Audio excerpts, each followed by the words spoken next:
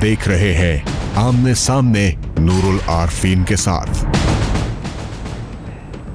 अस्सलाम वालेकुम नाज़रीन, मैं हूं नूरुल आरफीन सिद्दीकी और आप देख रहे हैं प्रोग्राम आमने सामने। नए साल की आमद है, हर तरफ शोर व गुगा है। लोगों को बड़ी खुशी है कि शायद एक साल को हमने शिकस्त दे दी, दूसरे साल से हम फतह हासिल कर पाएंगे। फैज़ अहमद फैज़ के अल्फाज में इस नए साल का खैर मकदम करता हूँ। ऐ नए साल बता तुझ में नयापन क्या है, हर तरफ खल्क ने क्यों शोर मचा रखा है।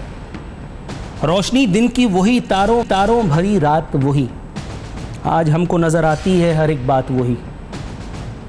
आसमां बदला है अफसोस न बदली है ज़मीं, एक हिंसे का बदलना कोई जिद्दत तो नहीं। अगले बरसों की तरह होंगे करीने तेरे, किसे मालूम नहीं 12 महीने तेरे। जनवरी फरवरी और मार्च में पड़ेगी सर्दी, और अप्रैल मई और जून में होगी गर्मी। तेरा मन दहर में कुछ खोएगा कुछ पाएगा, अपनी मियाद बसर करके चला जाएगा। तू नया है तो दिखा सुबह नहीं शाम नई, वरना इन आँखों ने देखे हैं नई साल कई। बेसबब लोग देते हैं क्यों मुबारकबादें, गालिबन भूल गए वक्त की कड़वी यादें। तेरी आमद से घटी उम्र जहां से सबकी, फैज़ ने लिखी है ये नज़्म निराले ढब की। इंटेलेक्चुअल शो करने के लिए नहीं, लेकिन आज तक मुझे समझ में नहीं आया वाकई नए साल पे ये जो हंगामा होता है ये होता क्यों है। क्या ही ज़रूरी है कि नए साल पे आतिशबाजी की ये दुकान खोल करके अपनी खुशियों का इजहार किया जाए। चलो ये तो वो लोग हैं तहज़ीब याफ्ता अक़वाम, मैं इन जोहला की बात नहीं कर रहा।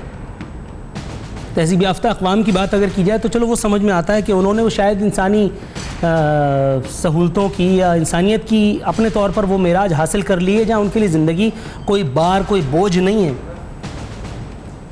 ये हमारे यहाँ जहाँ हमारे मसीहा कराम हमें सेहत नहीं दे सके, हमें अमन व अमान नहीं दे सके, हमें पीने का साफ़ पानी नहीं दे सके, होल सेल में लाशें गिरती हैं।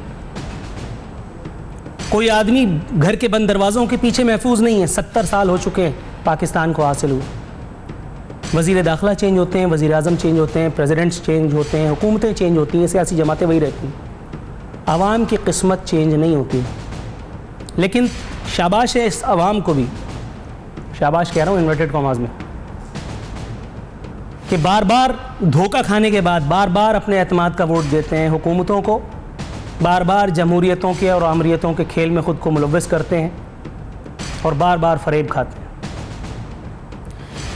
कौन सा ऐसा मसीहा है जो सीवीयू पर, कौन सा ऐसा एमएनए है, एमपी है जो सीवीयू पर वन व्हीलिंग करता हुआ पाया जाता है?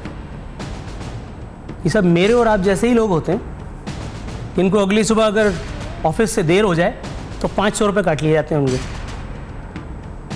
जिनके लिए ज़िंदगी की सबसे बड़ी प्रॉब्लम ये होती है शायद कि एडी ख्वाजा की वजह से गुटखे की कीमत 50 रुपये पहुँच गई है।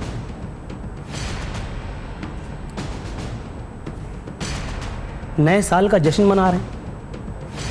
नए साल में ऐसा क्या है जो पिछले साल में नहीं था?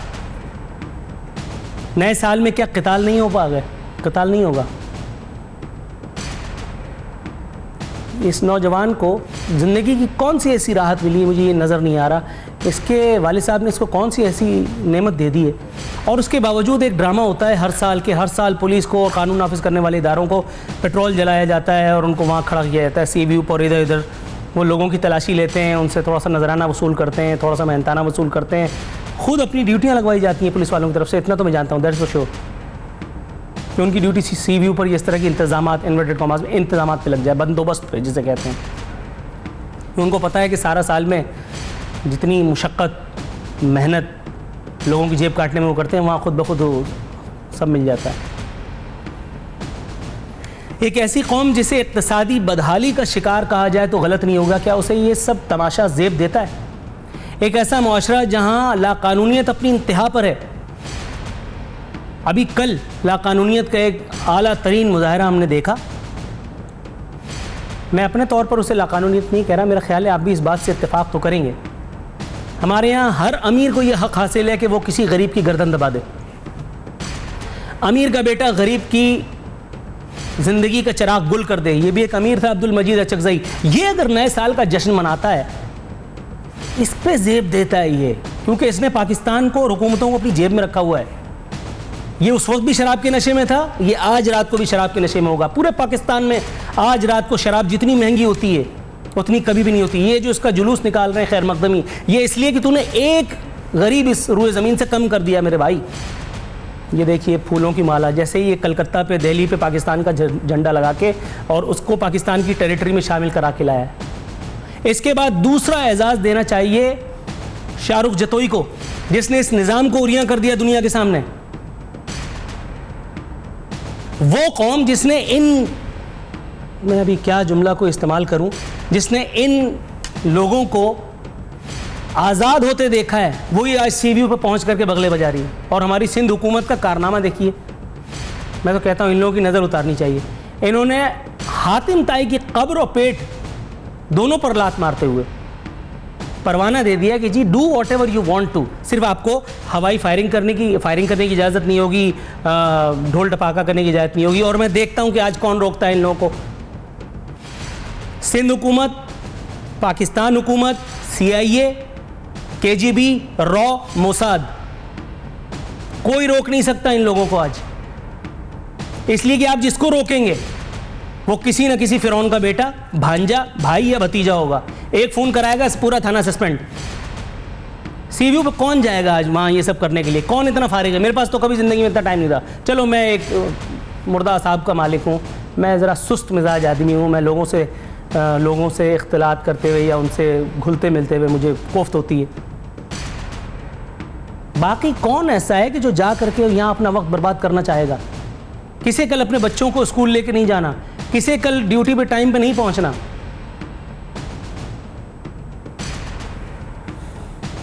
नए साल में हुकूमत बैरूनी कर्जे नहीं लेगी।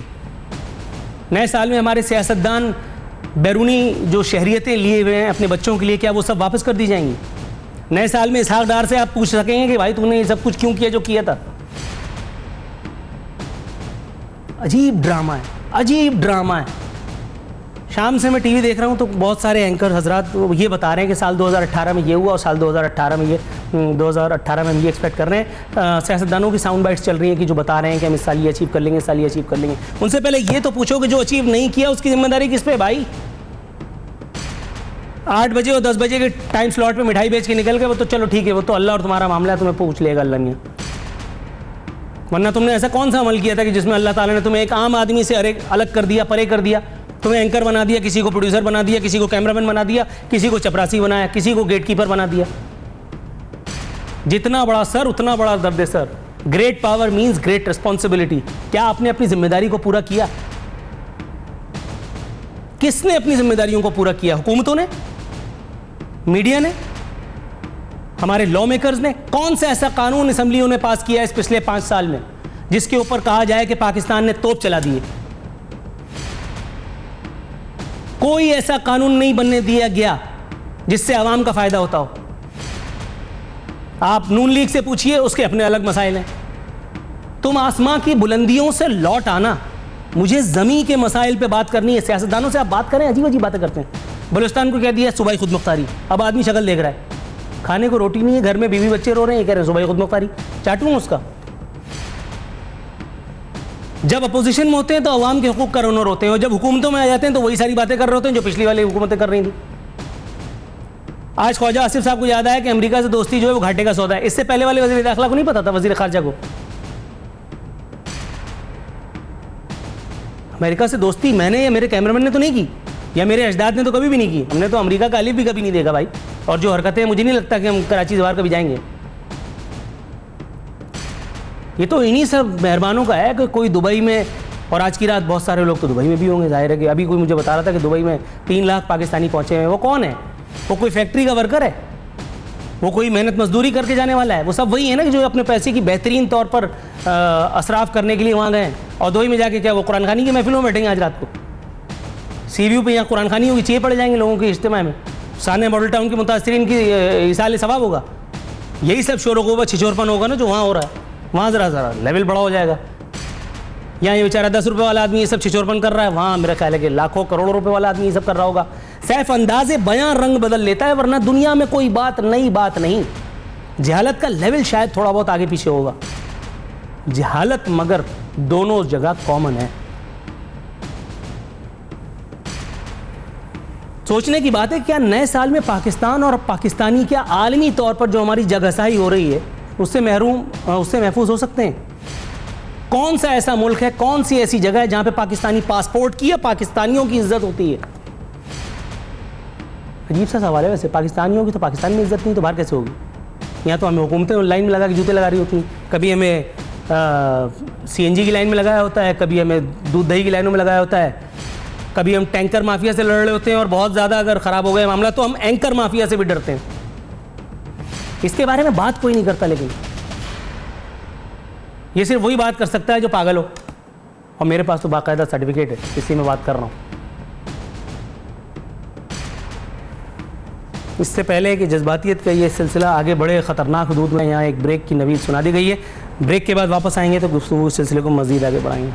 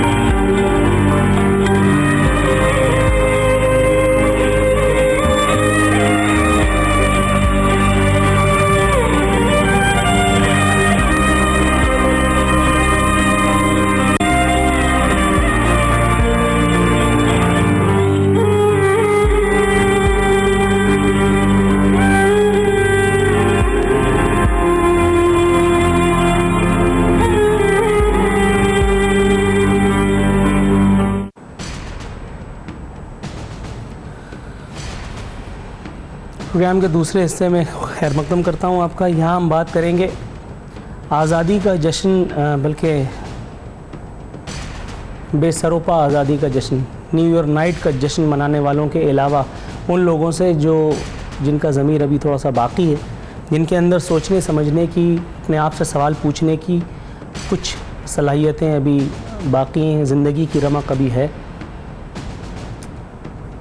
मौलाना तारिक जमील के एक शॉट यहाँ आपके लिए, एक साउंड बाइट चलाएंगे। मौलाना तारिक जमील इसमें बार बार आज़ादी का जिक्र कर रहे हैं।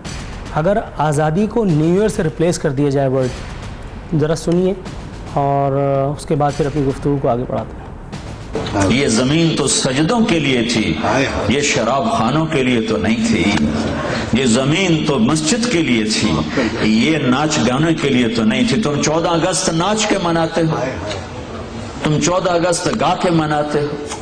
क्या सेलिब्रेशन हो रही है कि जिस रब ने तुम्हें इतना बड़ा तोहफा दिया, तुम उसी से बगावत करके अपनी खुशी का इजहार करते हो।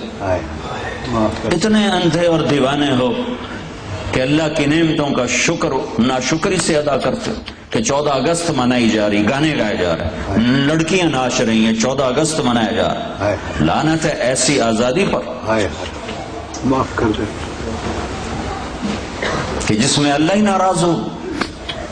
6 लाख इंसान ज़बह हुए तब पाकिस्तान बना। कौन जवाब देगा? अल्लाह रसूल को जवाब देना ही बड़ा मुश्किल है। उन 6 लाख को कौन जवाब देगा जिनकी हड्डियां गल गई, जिन खाकिस्तर हो गए, सिखों की किरपानों से ज़ेरो ज़बर हो गए। ये किन 6 लाख लोगों की बात कर रहे थे? एक बार फिर चलाएं वो मोन्टाज, ज़रा देखिए ये कौन 6 लाख लोग हैं, उसके बाद फिर ब्रीफ डिस्क्रिप्शन में जाएंगे।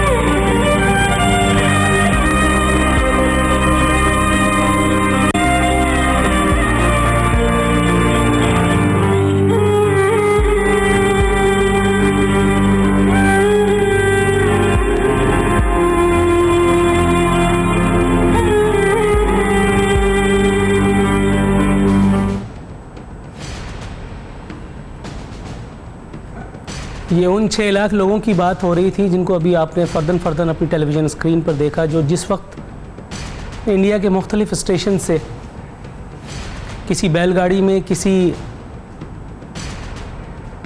दूसरी सवारी में या किसी रेलगाड़ी में अगर उनको कोई जगह मिल गई, किसी लोकल में उनको जगह मिल गई, तो बैठ करके उन्होंने उसे एक सरज़मीन का अपने तौर पर रुख किया होगा जहां उनकी ज़िंदगियां महफूज रहें, जहां उनको ऐसा लगता था कि वो भूखे नहीं मरेंगे, जहां उनको ऐसा लगता था कि उनकी आज़ादी की, उनकी ज़िंदगी की, उनकी इज़्ज़त नफ्स की तहक़ीर नहीं की जाएगी। मैं उन 6 लाख लोगों की तो बात ही नहीं कर सकता। ज़रा एक एक करके वो तस्वीर ज़रा प्ले करें। ये जो तस्वीर इस वक्त आप अपनी टेलीविज़न स्क्रीन पर देख रहे हैं, ज़रा ये देखिए कि इन लोगों ने अपनी ज़िंदगी में माज़अल्लाह, ये सब मेरे लिए काबिल एहतराम है, ये मेरे अजदाद हैं। इन्होंने अपनी ज़िंदगी में कौन सा ऐसा गुनाह किया होगा माज़अल्लाह की जिसकी पादाश में इनकी कब्रों को इनको एक इज्तिमाई कब्र में डाल दिया गया। ज़रा देखिए इन लाशों को जो रेलवे स्टेशन पर बेयार मददगार, बेगोर कफन पड़ी हैं। क्या ये अल्लाह के मुकर्रब न थे? क्या इन्होंने अपनी ज़िंदगी में कोई नेक अमल नहीं किया होगा? ये औरतें, बूढ़े, मर्द, जवान, उम्र से, ज़िंदगी की मसलक से, रेस से, उन सब से आज़ाद, इस सब की लाशें। ये इस औरत की लाश को ये कुत्ता बहमोड़ रहा है। इस बेचारी ने ऐसा कौन सा गुनाह कर दिया था कि इसको इस तरह की बेबसी की मौत मिली? इसकी आंखों में सपने थे कि मैं एक ऐसे देश जा रही हूँ जहाँ पे मेरी ज़िंदगी की कद्र होगी। ये तालाब, ये गिद्ध नोच रहे हैं लाशों को। आप आज न्यू ईयर पे जो अय्याशी फरमा रहे हैं, जब उस अय्याशी से टाइम मिले तो ज़रा थोड़ा सा इन तस्वीरों की तरफ भी देखिएगा। हर आदमी अपने मोबाइल पर आज व्हाट्सएप, मैसेंजर और पता नहीं अला भला क्या, मुझे तो नाम भी नहीं पता, उसमें मशगूल होगा, लोगों को मुबारकबादें दे रहा होगा। ज़रा कभी मौका मिले, फुर्सत मिले तो इन लोगों की तरफ भी सोचिएगा। इनमें से आधे से ज़्यादा लोगों को काट डाला गया था। कुछ हवादिस ज़माना की नज़र हुए। बाकी जो पाकिस्तान पहुँचे उन्होंने रहा सा, इस एक बूढ़े ने क्या किया था कि जो इसे उस वक्त सरहद पर ही ज़िंदगी कैद से आज़ादी मिल गई होगी, मैं गुमान कर रहा हूँ। क्या आज हमारे यहाँ सूरत हाल बदल पाई है? यही सारे मंजर आज जिना अस्पताल कराची, लाहौर या किसी भी जगह चले जाएं, क्या आज देखने को नहीं मिलते? उस वक्त तो दिल पे पत्थर रख के कहा जा सकता था कि अभी तो आज़ादी मिली है, आज तो 70 बरस हो गए मेरे भाई। इस मासूम बच्चे की लाश, कैन यू बिलीव? इस बच्चे की उम्र देखें, तमाम देखने वाले भी माँ बाप होंगे। इस बच्चे ने ऐसा क्या किया था? बचपन में ही कज़ा ने इसे आ लिया। एक आज़ाद मुल्क की आज़ाद फ़ज़ा में खेलने के सपने लिए अपने बाप या माँ की उंगली पकड़ के चल रहा होगा ये। माफ़ कीजिएगा। इन खातून ने अच्छा भला घर बार छोड़ करके निकली होंगी ना, कि एक ऐसे देश जा रही हूं जहां इस्लाम का नाम लेवा कोई हुक्मरान मेरा मुंतज़िर होगा। आज हमारे सारे हुक्मरान इस्लाम का नाम ले रहे हैं, इस्लाम को फॉलो कौन कर रहा है? मौलाना तारिक जमील अपने बयान में जिन 6 लाख लोगों को जिक्र कर रहे थे, उन 6 लाख में से ये 10-15 की तस्वीरें हैं। अगर ये 10-15 लोग मुझे, आपको और हमारे उन तमाम हुक्मरानों को जो 70 सालों में आकर के और अय्याशी करके गए, अगर इन्होंने हमारे दामन को पकड़ लिया रोज़े हशर, तो मैं और आप अपनी जवाबदेही नहीं दे सकते। इस बात की गारंटी है कि इस साल 2018 में सर थर का सहरा इंसानी लाशें नहीं उगलेगा। इस बात की गारंटी है कि पंजाब में एक बार फिर डेंगू सर नहीं उठाएगा। इस बच्चे ने क्या ऐसा कसूर किया था यार कि इसको, मतलब फॉर गॉड सेक यार, इन बच्चों ने क्या किया? इनकी तरफ देखो तो। रोटी, कपड़ा और मकान के चक्कर में मारे गए ना ये। क्या मिला इनको? रोटी, कपड़ा और मकान।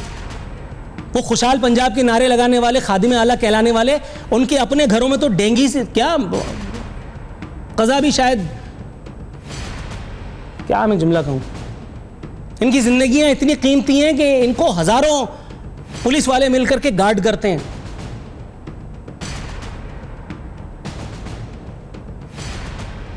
इस वक्त मदीना मुनव्वरा में ये देखिए आप,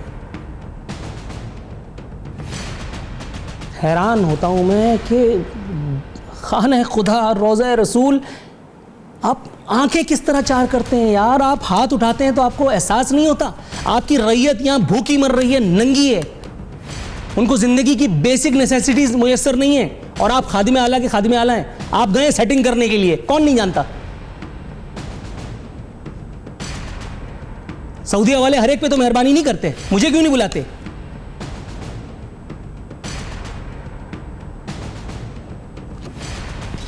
आज़ादी का जश्न मना रहे हैं, पता नहीं आज़ाद हम हुए हैं कि नहीं।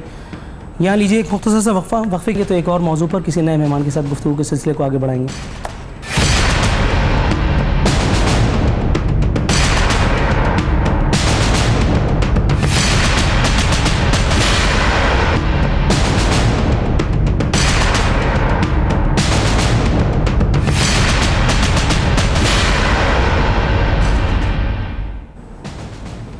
प्रोग्राम के अख्तामी सेगमेंट में आपको खुशामदीद कहते हैं। नाज़रीन, उम्मीदों और तवक्कुआत का एक ना रुकने वाला सिलसिला लिए हमारी आंखें एक नए 2018 का ख्वाब देख रही हैं। यही छोड़िए, पता नहीं ये ख्वाब पूरा होगा या नहीं होगा, लेकिन आज के इस मौजू से 180 डिग्री डिफ़र करते हुए आज मैं अपने प्रोग्राम में पहले तो खुशामदीद कहूँगा सरदार नज़ाकत अली साहब का, पाकिस्तान पीपल्स पार्टी के तर्जुमान है। 180 डिग्री का मैंने इसलिए कहा कि इस मौजू से इस वीडियो का कोई ताल्लुक़ नहीं है, लेकिन ये इतनी चश्मकुशा वीडियो है कि ये दिखा के इनका रद्द-ए-अमल लेना ज़रूरी था। चलाएं ज़रा जी, वीडियो क्या है। Rehman Malik was the Minister of the Interior at the time of our investigation. In other words, he served with the Zardari government and had been, in fact, a security advisor to Benazir Bhutto, a close associate. He was our contact person. He was a surprising figure, very warm to us when we arrived. Very surprising because the first meeting that we had in Pakistan when we went, he presented us with a document, 70-page document that was supposed to be our report. He said, "This is what we gather, all the investigation that we've done. This is your report." That was nice of him. He did your work for you. Yes, he said, you can change it if you want. So basically, was saying, you know, go and do some tourism. Don't worry. Here's your report. We've done it for you. And Here's some lunch. Yes, I was astonished. जी नाज़रीन, लोगों का ख्याल है कि गोरे झूठ नहीं बोलते, गोरों के चैनल्स भी झूठ नहीं बोलते, गोरों का मीडिया, गोरों के एंकर्स तो झूठ कतई नहीं बोलते। सरदार नज़ाकत साहब से पूछेंगे, सर ये क्या माजरा क्या है, ये रहमान मलिक साहब की शान में इतनी बेअदबी और इतनी डिसअपॉइंटमेंट किस्म की जो रिपोर्ट थी, क्या कहेंगे इस पर? देखें, मैं तो इस हवाले से मुझे आज पहली दफ़ा पता चला है कि ये प्रोग्राम हुआ है और इन्होंने इस तरह की बात की है। तो इस पे मैं अपनी लीडरशिप से और अपने जो कंसर्निंग लोग हैं उनसे पूछूंगा, तो फिर ही बात करने की पोजीशन में होऊंगा। लेकिन मैं ये समझता हूँ कि कोई भी चीज़ आप कह रहे हैं कि जी गोरे झूठ नहीं बोल सकते, बल्कि पूरी दुनिया में अगर आप देखें तो सबसे ज़्यादा बोली गोरे झूठ रहे। ठीक है ना। अगर आप देखें तो आज पूरी दुनिया में आप जहाँ पे जितनी साजिशें हो रही हैं पूरी दुनिया में, तो सारे अंग्रेज़ ही कर रहे हैं। तो आप अपने ऊपर भी बिलीव करें और पाकिस्तान के जो लोग हैं उनके ऊपर भी बिलीव करें कि वो लोग भी सच बोल सकते हैं। सर लेकिन हमारे लोग भी तो सच नहीं बोलते ना। हमारे लोग भी कहते हैं कि अभी तो सिर्फ 70 साल हुए आज़ादी को, अभी से पीने का साफ पानी क्यों मांगते हो? अभी तो सिर्फ 70 साल हुए तुम्हें ये बेइज्जती सहते हुए, अभी तो अगले 170 साल पड़े, फिर कभी पूछ लेना। अभी तो सिर्फ 10 साल हुए।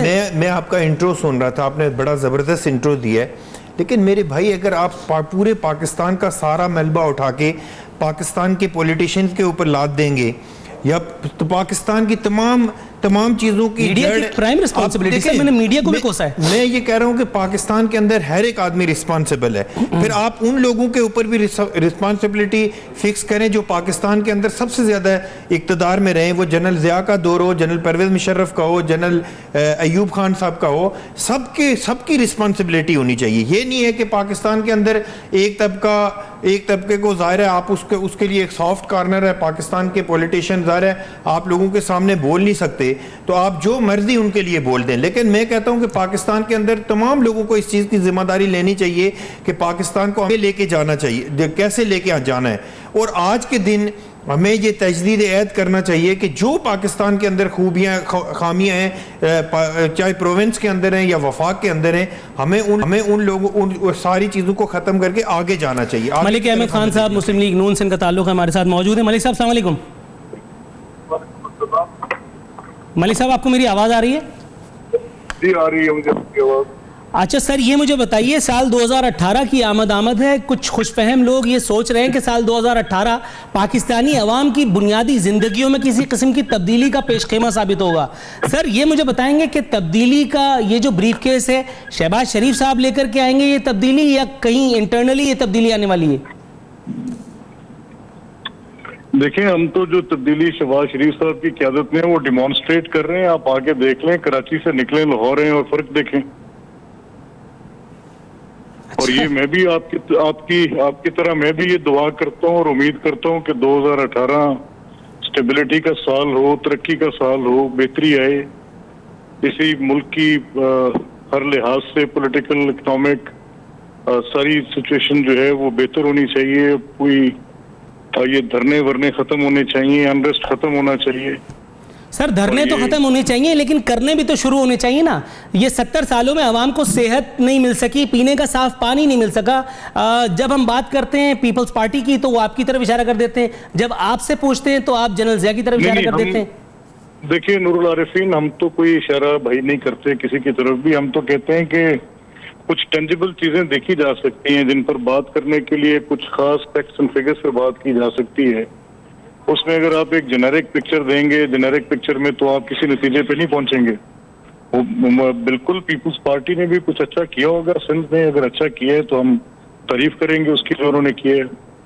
लेकिन अगर जो चीजें आप जिनका पीने के साफ पानी और इसकी बात कर रहे हैं, हॉस्पिटल्स की बात कर रहे हैं, तो ये तो इट्स अ जर्नी जो ग्रेजुअली आपको तय करनी है, करते जानी है। ये एक दिन के अंदर को ब्रिक बाय ब्रिक तो नहीं इंस्टॉल होनी चीजें, एक दिन में आप सारा ठीक कर लेंगे। ये तो एक प्रोसेस है भाई। मेरे आखिरी सवाल ये मुझे बता दीजिए, क्या नए साल में 2018 में सऊदी हिदायत, डायरेक्टिव्स, इंस्ट्रक्शंस और फरमाइशों को नजरअंदाज किया जा सकेगा नून लीग की हुकूमत की जानिब से? नहीं, देखिए जो आप सवाल कर रहे हैं या तो कोई स्पेसिफिक हो, कोई डायरेक्टिव। पाकिस्तान एक खुद मुख्तार मुल्क है, यहाँ पे किसी दूसरे मुल्क का डायरेक्टिव तो नहीं होता। यहाँ पर तो आपस में एक बायलैटरल रिलेशनशिप होती है जिसमें कोई बड़े डिप्लोमेटिक नॉर्म्स होते हैं। एक सॉवरन कंट्री है आप, तो यहाँ पे कोई दूसरा मुल्क डायरेक्टिव्स तो नूरुल आरिफीन नहीं देता। Right sir. मलिक अहमद खान साहब और सरदार नज़ाकत अली साहब दोनों का इंतहाई मशकूर हूँ कि आपने अपनी बिजी स्केजुअल के बावजूद भी कैंप में शिरकत की। नाजरीन, इसी एक ब्रेकिंग न्यूज़ के साथ कि पाकिस्तान एक इंडिपेंडेंट सॉवरन मुल्क है जिसमें किसी की फरमाइशों को एंटरटेन नहीं किया जाता, मेरा ख्याल है नए साल में हंसते हंसते दाखिल होने का इससे बेहतर मौका आपको नहीं मिलेगा। नूरुल आरिफीन सिद्दीकी और आमने सामने की टीम को इजाज़त दीजिए। फ़ी अमान अल्लाह।